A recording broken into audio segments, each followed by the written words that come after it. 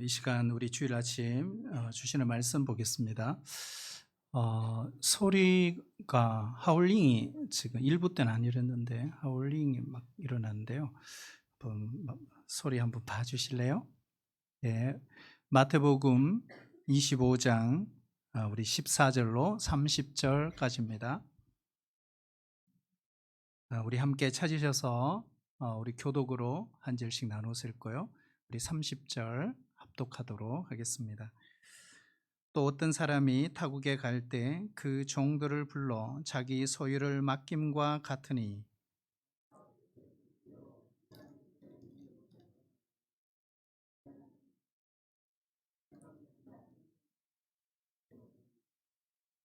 다섯 달란트 받은 자는 바로 가서 그것으로 장사하여 또 다섯 달란트를 남기고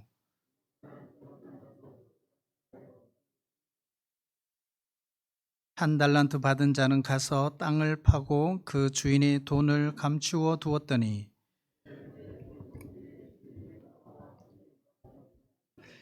다섯 달란트 받았던 자는 다섯 달란트를 더 가지고 와서 이르되 주인이여 내게 다섯 달란트를 주셨는데 보소서 내가 또 다섯 달란트를 남겼나이다.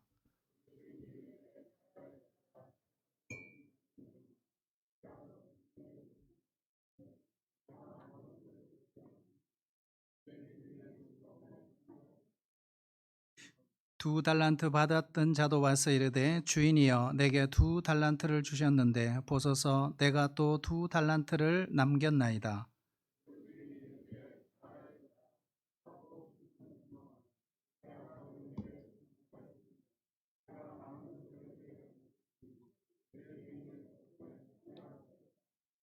한 달란트 받았던 자는 와서 이르되 주인이여 당신은 굳은 사람이라 심지 않은 데서 거두고 해치지 않는 데서 모으는 줄을 내가 알았으므로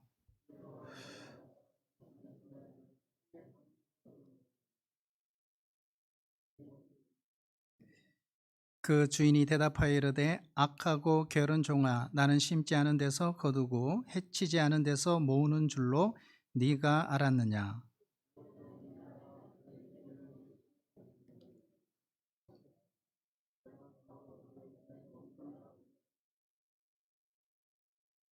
그에게서 그 한 달란트를 빼앗아 열 달란트 가진 자에게 주라.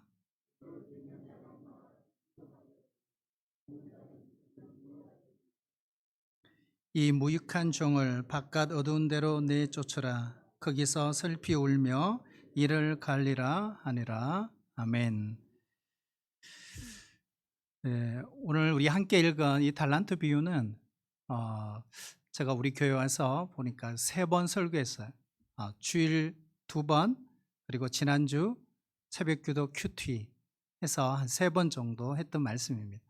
아마 그 외에도 우리가 달란트 비유하면 설교를 많이 들었기 때문에 눈을 감고도 아니면 나라도 설교하겠다 이렇게 할 수 있습니다.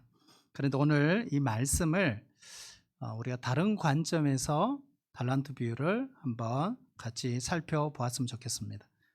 선택의 관점에서 우리가 이 달란트 비유를 한번 묵상하고 은혜를 나눴으면 좋겠습니다. 한번 따라해 주실래요? 착하고 충성된 종, 착하고 충성된 종. 좀 게으르고 어떤 일도 하기 싫어하는 청년이 있었습니다. 부모가 오렌지 농장에 취업을 시켰습니다. 일은 간단했어요. 모양이 좋은 것은 오른쪽으로, 모양이 좋지 않는 것은 왼쪽으로 이렇게 분류하는 작업이었습니다. 이 정도 일이라면 얼마든지 할 수 있겠다고 그 부모는 생각을 했습니다. 그런데 그날 오후 이 아들은 사표를 쓰고 말았습니다. 이유는 딱 한 가지였어요. 하루 종일 수천 번이나 선택하고 결단한다는 것이 너무 힘이 들었다고 합니다. 그만큼 선택이 쉽지 않다는 겁니다. 우리 청년만은 그럴까? 모든 사람이 선택하며 우리는 살아갑니다. 직장도 선택하죠. 배우자도 선택합니다. 취업도 선택합니다. 진로도 선택합니다. 전공도 선택하는 것입니다.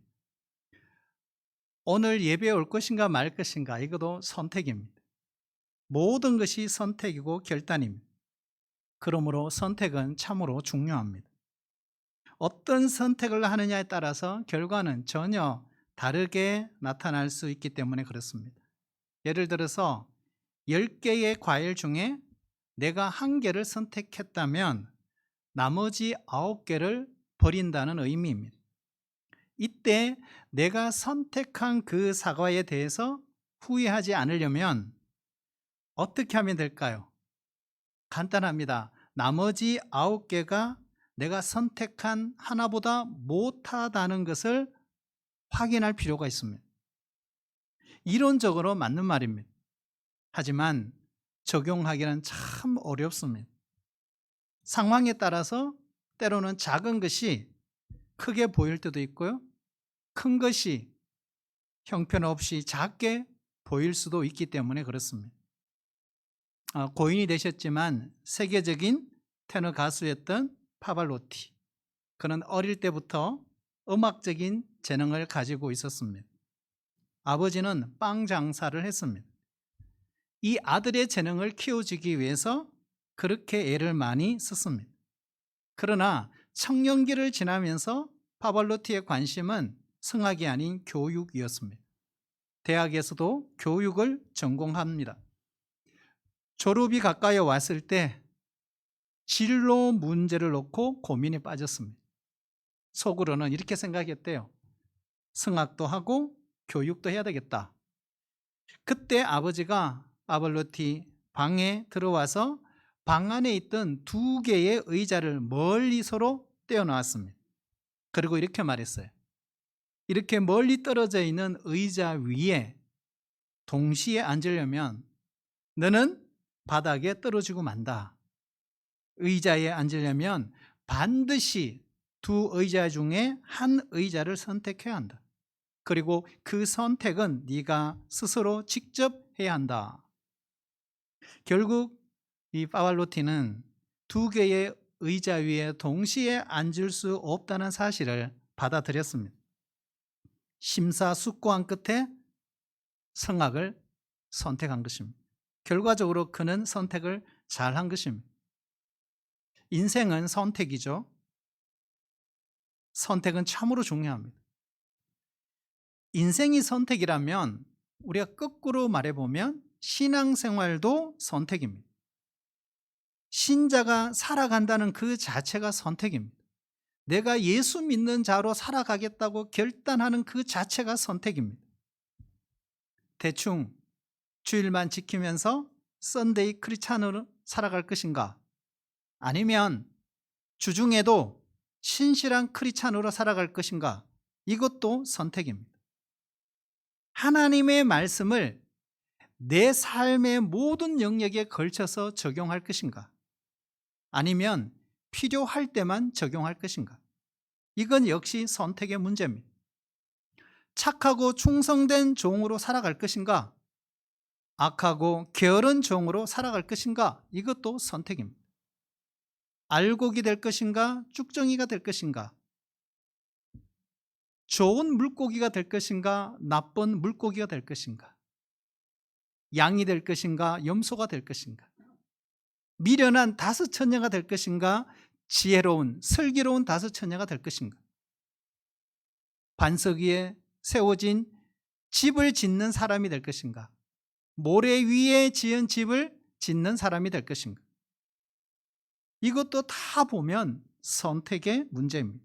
이처럼 신앙이 선택이라면 무엇을 선택하든지 그것이 주님이 원하는 선택이 되어야 합니다. 그런데 주님이 원하는 선택이 되려면 우리가 몇 가지 정말 주의해야 될 것이 있다 하는 것입니다. 첫 번째, 그게 뭘까? 이겁니다. 내가 성경의 어떤 인물을 내 삶의 본으로 선택했다면 그 사람의 삶 전체를 선택하는 것이라는 걸 잊어서는 안 됩니다. 예를 들어서 저는 요셉을 우리 청년들을 위해서 기도 많이 합니다. 직장을 들어갔을 때 요셉처럼 정말 성실하고 인정받아서 하나님의 영광을 드러내는 사람처럼 됐으면 좋겠다.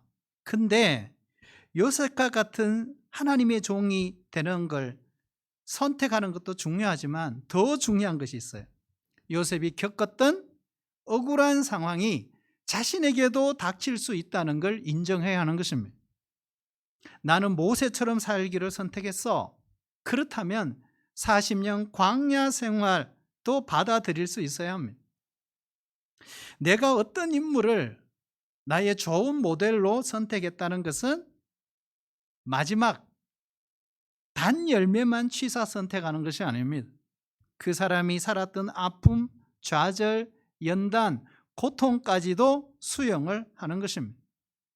만약에 이 사람 저 사람의 좋은 결과만, 좋은 열매만 가려서 뽑아서 나의 소유로 삼으려고 한다면 그것은 신앙적인 선택이라 할 수 없습니다. 그것은 신앙 안에서 볼 때 미신이다 이렇게 말하는 것입니다. 두 번째, 우리가 무엇을 선택하든 그 모든 동기가 주님이라면 그 선택은 항상 옳은 것입니다. 오늘 함께 읽은 이 달란트 비유를 보세요. 주인이 먼 타국에 가면서 종들에게 달란트를 맡겼습니다. 5달란트, 2달란트, 1달란트를 종들에게 주었습니다. 오늘 14절 우리 같이 한번 읽어볼까요? 14절요. 시작. 또 어떤 사람이 타국에 갈 때 그 종들을 불러 자기 소유를 맡김과 같으니. 아멘. 자, 주인이 소유를 맡겼다. 그러면 이 종의 특징은 뭐예요? 종은 자기 것이 없습니다. 다 주인의 것입니다. 시간도, 물질도, 소유도, 자유도, 건강도, 그리고 가정도, 자녀도, 직장도 주인의 것입니다. 종의 것이 아닙니다. 융자를 준 것이 아닙니다. 선물로 준 것도 아니에요. 보너스를 준 것이 아닙니다. 상급을 준 것도 아니에요. 그냥 맡겼어요. 모든 소유는 하나님의 것입니다. 그런데 언제 이 사실을 깨닫게 될까요? 모든 소유가 하나님의 것이라는 걸 깨닫는 순간이 와요. 언제일까요? 바로 고난을 겪을 때입니다. 우리가 건강을 잃었을 때, 돈이 내 수중에 계속 빠져나갈 때, 자녀가 내 마음대로 안 될 때, 죽음이 갑자기 찾아올 때, 아, 생명이 내 것이 아니구나. 그때야 알게 됩니다. 생명의 주인은 내가 아니라 하나님이시구나. 우리가 이 세상을 살아가면서 여러 가지 갈등과 좌절을 겪는 이유는 자기 것을 주장하기 때문입니다. 택시 기사에도 두 종류가 있잖아요. 자기 택시를 가지고 있는 사람은 피곤하면 운전 안 하면 됩니다. 왜요? 자기 것이기 때문에 그렇습니다. 그러나 위탁받은 사람은 피곤하든지 기분이 나쁘든지 아프든지 안 할 수가 없습니다. 우리는 내 마음대로 세상을 살아가는 사람들이 아닙니다. 하나님으로부터 위탁받아 살아가는 존재입니다. 여러분, 내 집이 아닌데도 우리가 내 집처럼 마음대로 사용하고 있잖아요. 근데 얼마나 그것이 감사하고 얼마나 그것이 축복입니까? 언젠가는 우리의 삶을 잠시 살다가 우리는 다 내려놓고 주님 나라 가게 될 것입니다. 그때 맡겨주신 모든 것을 다 관리한 후에 마지막 심판대 앞에서 우리는 둘 가운데 하나를 결정해야 합니다. 하나는 착하고 충성된 종이었나, 또 하나는 악하고 게으른 종이었느냐. 나는 어느 편에 속할까? 무엇이든지 주님을 위한 선택을 한 것이라면 우리는 당연히 5달란트, 2달란트 받은 종처럼 반응할 것입니다. 우리는 맡은 자입니다. 우리는 청직입니다. 인생은 짧아요. 시간도 짧아요. 중요한 것은 무엇을 선택했느냐보다 더 중요한 것이 있어요. 왜 선택했느냐는 것입니다. 그 해답이 만약에 주님이라면 우리의 모든 그 선택은 주님 안에서 옳은 선택이 됩니다. 여러분 믿으세요? 정말 중요하죠? 자, 우리가 무엇을 선택하든 그 선택이 주님을 위한 것이라면 주님께서 반드시 그 결과를 책임져 주신다. 우리는 이 달란트 비유를 보면서요, 아, 이 5달란트, 2달란트 종이 열심히 했구나. 그래서 이런 결과가 왔구나. 그래서 이렇게 칭찬을 받구나. 이런 관점이 있지만 더 본질적인 건요, 우리가 5달란트, 2달란트 받은 종처럼 주님을 위한 것이라면 여러분 그 결과는 주님이 책임져 주신 거예요, 사실은. 우리가 19절의 말씀에 보면 주인이 돌아오는데요, 오랜 후에 돌아왔다 이렇게 말씀하고 있습니다. 그리고 결산했다라고 했습니다. 하나님은 중요한 일을 맡기실 때 급하게 그 결과를 요구하지 않으십니다. 하나님은 기다리세요. 그것도 오래 기다리신 후에 열매를 찾으십니다. 여기서 우리가 중요한 신학적인 주제가 있어요. 바로 기독교 교리 가운데 가장 중요한 주제가 있어요. 오래 기다리신 후에 오신다. 이게 뭘까요? 예수님의 재림입니다. 여러분 주님이 다시 오심을 믿으십니까? 이 종말론, 이 재림의론, 이것은 기독교 교리의 마지막 남은 가장 중요한 주제입니다. 정말 주님이 다시 역사 속에, 다시 이 시간 속에 들어오신다는 거예요. 여러분 이 사실을 분명히 믿을 수 있기를 바랍니다. 더 중요한 것이 있어요. 내가 그렇게 믿고 그렇게 살고 있느냐 하는 것입니다. 이 사실을 정말 믿는다면 우리의 삶은 좀 달라질 것입니다. 기독교 신앙 안에 이것을 뭐라고 표현하느냐 하면 종말론적인 신앙이라고 말합니다. 종말론적인 신앙이라고 말해서 세상 끝났어. 이제는 집을 떠나고 보따리를 싸고 가정을 떠나고 직장을 그만두고 산으로 들로 어떤 특정한 장소로 들어가고 기도원으로 올라가는 것이 아닙니다. 이러한 시한부 종말론을 주장하는 신땡땡 이단들도 있습니다. 그것은 성경적인 종말론적 신앙이 아닙니다. 원래 이 성경의 종말론적인 신앙의 본질은 이거예요. 언제나 역사 속에 다시 오실 그분, 보고 싶은 예수님, 그분이 언제 와도 그분 앞에 부끄럽지 않는 삶을 준비하는 것, 그것이 바로 종말론적인 신앙의 본질입니다. 결산할 날이 옵니다. 그날이 반드시 옵니다. 그래서 성경은 뭐라고 합니까? 맡은 자들이 구할 것은 충성이니라. 네가 죽도록 충성하라. 그리하면 생명의 관을 내게 주리라 하고 있습니다. 여러분 기도에 충성할 수 있기를 바랍니다. 봉사에 충성할 수 있기를 바랍니다. 예배에 충성할 수 있기를 바랍니다. 헌금 생활에 충성할 수 있기를 바랍니다. 하나님이 어떤 말씀을 주셨던 그 말씀에 충성할 수 있기를 바랍니다. 그리고 내 충성의 그 지경을 넓혀갈 수 있기를 바랍니다. 우리가 무엇을 하든지 이처럼 그 동기가 주님이라면 주님께서 반드시 그 결과를 책임져 주십니다. 왜냐하면 그분은 살아계신 하나님이시기 때문에 그렇습니다. 만약 주님께서 우리가 주님을 위해 행한 그 선택의 결과를 만약 책임져 주시지 않는다면 어찌 그분이 살아계신 하나님이실 수가 있습니까? 그러므로 동기가 주님이라면 우리는 결코 실패나 실수를 두려워하지 않아도 됩니다. 때로는 넘어질 때도 있고 때로는 꺾여질 때도 있습니다. 주님께서는 이 모든 것을 합력하여 선을 이루시고 그 결과 반드시 책임져 주십니다. 하나님은 꼭 갚아 주십니다. 우리 네 번째 보면요, 주님을 위한 선택이라면 그 선택에 대해서 끝까지 놓치지 말고 소명의식을 지켜가야 합니다. 한번 따라할까요? 끝까지 소명의식을 지켜야 합니다. 여러분, 한 달란트라는 것은 적은 것이 아닙니다. 그 당시 오늘날 계산을 해보면 그 당시 한 5억에 해당하는 엄청난 돈입니다.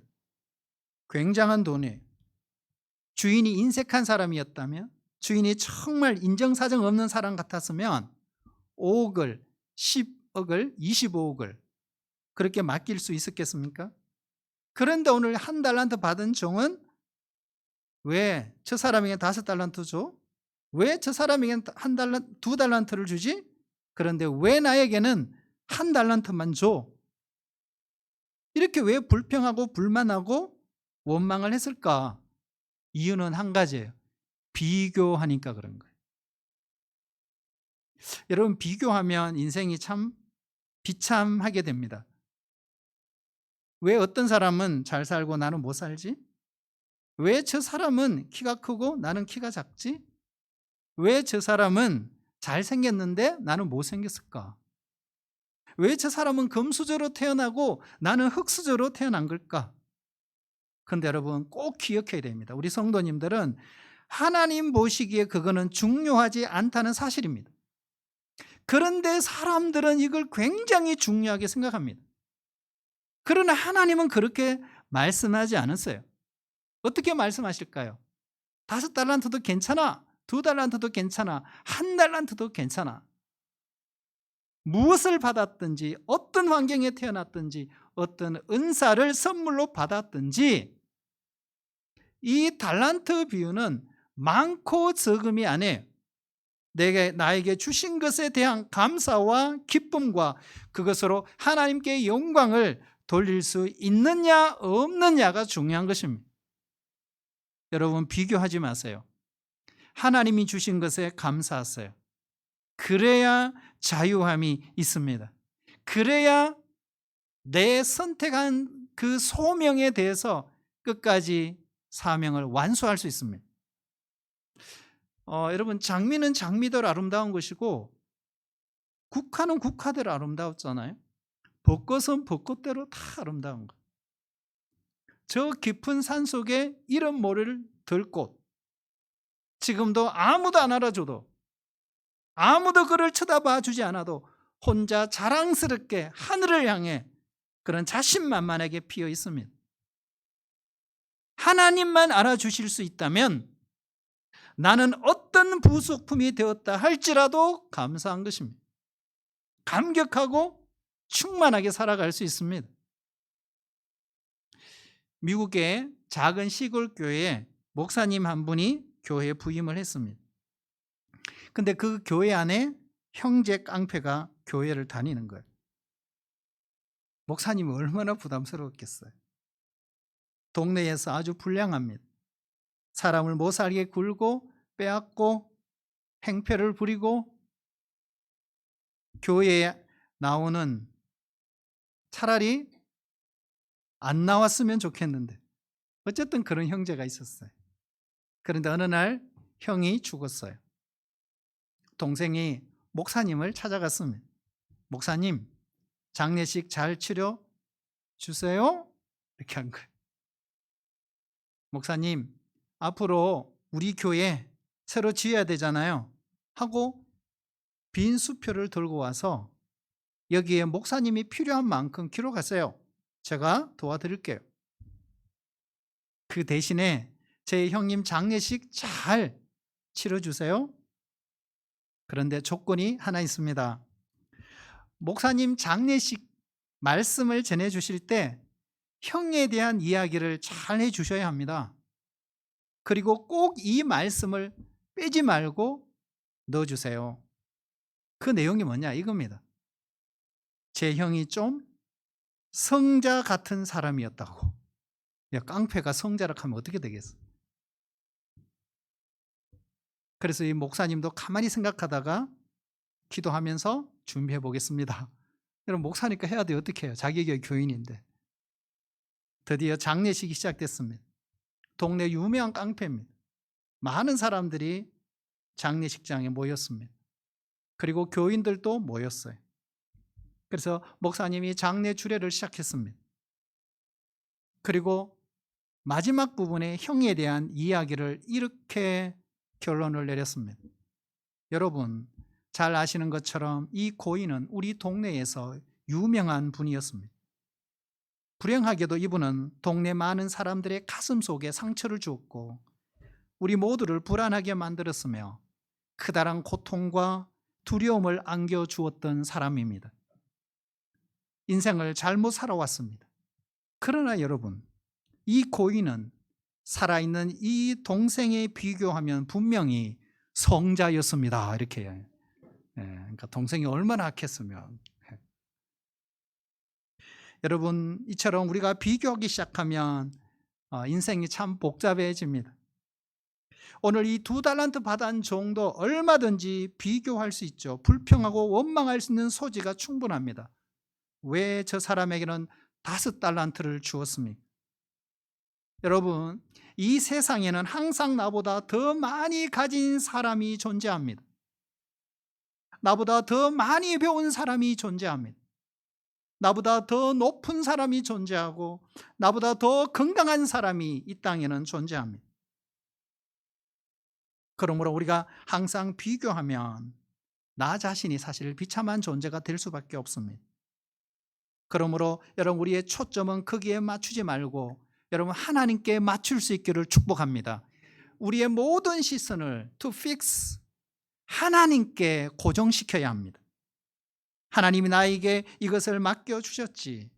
하나님은 그 누구보다 나를 더 잘 아시는 분이지. 그러므로 그 일을 작다고 여기지 마세요. 다른 사람이 무슨 일을 하든지 너무 개의치 마세요.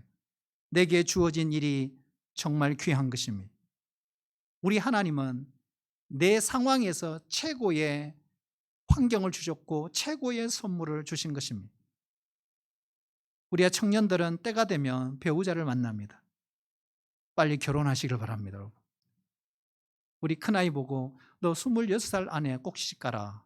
원래가 26살째인데 아직 그 시기도 없습니다. 사귈 기미가 보이지 않습니다. 그때 자신이 선택한 배우자를 사람들이 반대할 수도 있습니다. 내가 선택한 배우자. 그래도 하나님께 기도하며 친히 예비하신 하나님이 짝지어 주신 사실을 믿고 결혼합니다. 그러나 막상 결혼하고 함께 살다 보면 전혀 딴판인 거예요. 기대했던 것과는 전혀 다른 사람입니다. 그럴지라도 중요한 것이 있어요.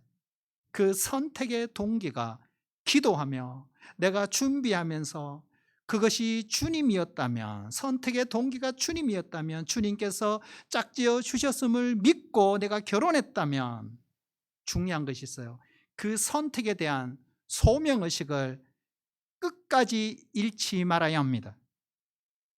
자신의 선택이 잘못된 것이 아닙니다. 도리어 선택한 상대를 도구로 삼아 하나님께서 나를 훈련시킨다는 사실을 받아들이셔야 합니다. 그때 두 사람을 부부되게 하신 하나님의 역사가 그때부터 일어나기 시작하는 것입니다. 만약에 이런 예가 가능할지 모르지만 어떤 목회자가 동기 모임에 가서 누군가가 사례비를 비교하고 교회 대우를 이야기하고 아파트 몇 평에 살고 그리고 교회의 그 사이즈를 이야기하면서 들었을 때 내 자신의 신세가 한탄스럽고 나는 뭐냐? 그렇게 늘 비교하고 산다면 그보다 더 불행한 사람은 없습니다. 왜 그럴까요? 선택을 잘못한 사람이기 때문에 그렇습니다. 그것이 소명이 아니기 때문에 그렇습니다. 비록 육체가 피곤하고 모든 것이 만족스럽지 않아도 중요한 것은 누구보다도 행복하게 살아가는 것은 선택한 그 목회의 길에 대한 소명의식이 분명하기 때문에 그렇습니다. 그래서 우리 성도들 한 분 한 분이 오늘 또 진리를 얻고 생명을 공급받고 복음을 경험하게 된 것입니다. 사랑하신 여러분, 신앙은 선택입니다. 그러나 소명의식의 토대 위에서만 선택의 결실이 이루어진다는 사실을 잊어버리면 안 됩니다. 마지막 하나만 더 보면요, 내가 주님을 위해 무엇을 선택하는 것도 중요합니다. 내가 뭘 하는 것도 중요해요. 그러나 더 중요한 것이 있어요. 내가 항상 주님의 선택을 받을 수 있도록 나 자신을 늘 가꾸는 것이 훨씬 더 중요합니다. 사울은 이스라엘의 초대 왕이었습니다. 하나님의 선택을 받았습니다. 얼마나 영광스러운 일입니까? 가문의 영광이지 않겠습니까? 그러나 그는 하나님의 선택보다 그 선택을 통해 그에게 주어진 왕의 자리를 더 중요하게 여겼습니다. 이것이 어리석음이죠. 하나님은 여러 차례 그의 잘못을 지적해 주셨지만 하나님의 선택에 그는 전혀 관심이 없었어요. 도리어 자신의 그 선택으로 바로 이 왕의 자리를 지킬 수 있다고 착각한 것입니다. 결국 버림받잖아요. 비참한 생을 마감합니다. 반대로 다윗이라는 사람이 있습니다. 하나님은 사무엘에게 새로운 왕을 예비하게 하셨습니다. 기름을 붓게 하셨어요. 바로 베들레헴에 사는 이새의 아들 다윗이었습니다. 다윗은 처음에만 선택된 것이 아닙니다. 다윗의 인생을 보면 그는 계속해서 하나님의 선택을 받습니다. 언젠가 하나님의 선택을 받을 수 있도록 자신을 바르게 가꾸어가는 삶을 그는 계속해서 선택했기 때문에 그렇습니다. 그러나 더 중요한 선택이 있어요. 그가 그렇게 열심히 산 것도 있지만 바로 그 선택 역시 하나님이 먼저 선택해 주셨기 때문에 가능했던 것입니다. 오늘 우리가 어떻게 착하고 충성된 종으로 살아갈 수 있을까요? 여러분, 간절히 원합니다. 정말 주께서 나중에 천국에서 저와 여러분을 만났을 때 주님이 착하고 충성된 종아, 잘하였도다. 네가 적은 일에 충성했으니 많은 것으로 네게 맡기겠다고. 내 주인의 즐거움에 함께 참여하자고. 여러분, 이런 목소리를 다 들을 수 있는 우리 성도들이 되시기를 축복합니다. 그렇게 살려면 내 열심이 아니에요. 착하고 충성된 종의 자리에 우리가 어떻게 서 있을 수 있을까? 내 열심, 내 노력, 내 헌신보다 더 중요한 것은 주께서 나를 그렇게 사용하실 또 나를 착하고 충성된 종으로 나를 선택해 주셨구나 하는 사실입니다. 그리고 모든 충성의 동기, 그 출발은 언제나 하나님이 나를 먼저 선택해 주셨기 때문에 그렇습니다. 여러분, 내가 어느 곳에도 충성하든 어떤 곳에서 헌신하든 하나님께서 우리를 선택해 주심을 잊지 않기를 축복합니다. 그분의 선택 가운데 살아가시길 바랍니다. 하나님의 선택 안에서 하나님을 선택하는 자들이 되어야 합니다. 우리가 교회 일을 하든 하나님의 일을 하든 교회의 직분을 감당하든 기억해야 됩니다. 하나님의 선택 안에 내가 있구나 하는 사실입니다. 그러면 여러분, 직분을 소홀히 여기면 안 돼요. 땅을 파서 감추어 두면 안 됩니다. 우리 모두 충성할 수 있기를 축복합니다. 충성하지 않으면 미래가 없습니다. 착하고 충성된 일꾼은 하나님이 저와 여러분을 선택해 주셨기 때문에 내가 착하고 충성된 종으로 살아갈 수 있는 것입니다. 오늘도 이 하나님의 칭찬이 우리 교회 가운데, 우리 성도들 가운데 넘치시기를 주의 이름으로 축복합니다. 하나님 아버지, 우리 모두가 착하고 충성된 종들이 되기를 원합니다. 하나님이 먼저 우리를 선택해 주셨음을 잊지 않게 도와 주시옵소서. 결산한 날을 늘 준비하며 살아가는 종말론적인 성도들이 되게 하여 주옵소서. 예수님의 이름으로 기도합니다. 아멘.